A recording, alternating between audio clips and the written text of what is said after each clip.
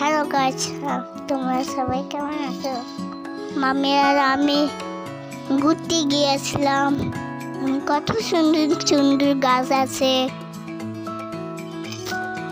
এখানে অনেক কিছু মাটির জিনিস পাওয়া যায়। এই দেখো, এখানে অনেক সুন্দর সুন্দর ফুল। দুজন মিলে হাঁটতেছিলাম। তো কেমন লেগেছে? সাবস্ক্রাইব কমেন্ট করে জানি আমাদের কেমন লেগেছে, ভিডিওতে কেমন লেগেছে। দেখো ওখানে উপরে জিনিসপত্র অনেক কিছু আছে।